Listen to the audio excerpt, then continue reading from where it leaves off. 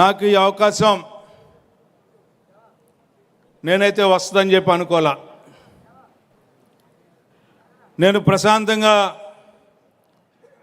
తెలుగుదేశం పార్టీకి అంకితమై సేవ చేసుకుందాం అనుకున్నాను. ఎందుకంటే ఆ రోజునున్న కలయిక పొత్తు అనేది అనివార్యం. ఈ రాష్ట్రాన్ని కాపాడుకోవాలి. ఈ రాష్ట్రం ఏ రకమైనటువంటి పరిస్థితిలో ఉంది, ఆ పరిస్థితుల నుంచి బయటపడాలంటే పొత్తు అనివార్యం అని తెలిసి, అలాంటి నేపథ్యంలో నేను పనిచేసిన చోట మరి నాదెళ్ల మనోహర్ గారికి సీటు ఇవ్వాల్సినటువంటి పరిస్థితి పార్టీకి వచ్చినప్పుడు నేను కొంత మదన పడ్డ మాట వాస్తవం. అయితే నేను ఆలోచన చేసిన తర్వాత నాకు అనిపించింది,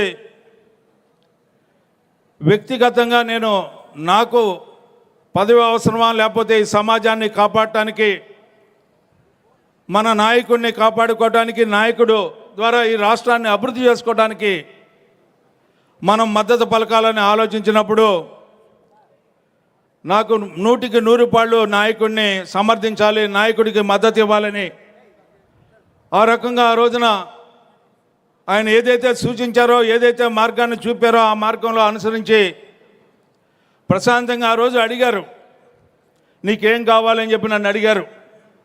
అడిగినప్పుడు నేను ఒకటే చెప్పాను, నాకు నువ్వు ముఖ్యమంత్రి కావాలి, నాకేమవద్దు అని చెప్పి కూడా నేను చెప్పడం జరిగింది. ఆయన 5 సార్లు అడిగారు.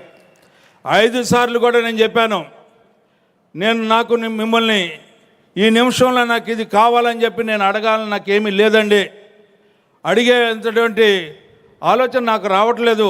మీరు ఎన్నిసార్లు అడిగినా కూడా మీరు ముఖ్యమంత్రి అయిన తర్వాత మీ ఇష్టం అని చెప్పి లేచి బయటకు రావటం, ఆయన అడుగుజాడలో నడవటం, ఆ రోజు ఎలక్షన్స్లో మరి అఖండ విజయం, ఒక చారిత్రాత్మకమైనటువంటి విజయాన్ని ప్రజల ద్వారా ఈ రోజున కూటమి నాయకత్వం ద్వారా కూటమి ప్రభుత్వం ఈ రోజున ఏర్పడటం జరిగిందని చెప్పి మీకు మనవి చేస్తా ఉన్నా.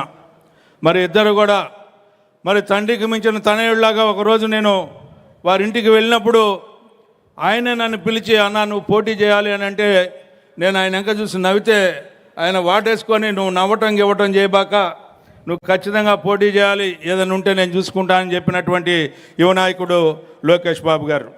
ఆ రోజు నుంచి ఈ ప్రస్థానం 6 నెలల నుంచి జరుగుతూ ఉంది, ఎన్నికల ప్రస్థానం. ఈ 6 నెలల నుంచి కూడా ఆ తర్వాత పెద్దలు, మన జాతీయ పార్టీ అధ్యక్షులు, ఈనాటి ముఖ్యమంత్రి చంద్రబాబు నాయుడు గారు కూటమితో చర్చించిన తర్వాత నా యొక్క క్యాండిడేచర్ని అనౌన్స్ చేయడం జరిగింది. ఆ తర్వాత